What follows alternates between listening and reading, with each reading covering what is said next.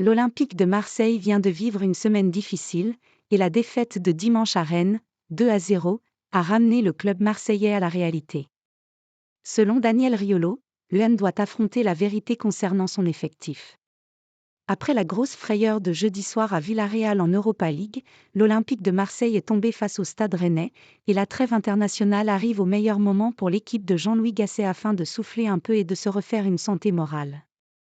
Mais il n'empêche que face au club breton, l'effectif phocéen a montré ses limites actuelles.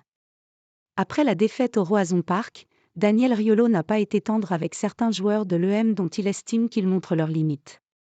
Sans même évoquer le cas de son ami, Moumbagna, le journaliste de RMC a balancé quelques gifles lors de l'after, faisant remarquer que, selon lui, l'entraîneur marseillais n'avait pas un effectif au niveau des ambitions de Pablo Longoria.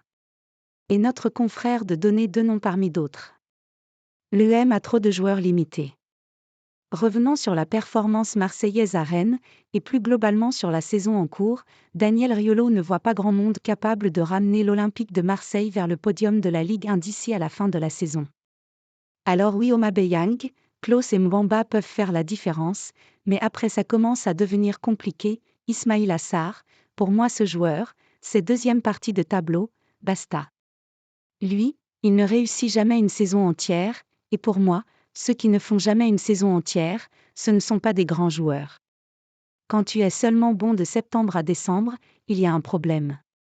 Quand tu reviens de Noël et que tu as mal digéré la dinde, c'est pas bon. Il y a beaucoup de joueurs limités dans l'effectif de l'EM.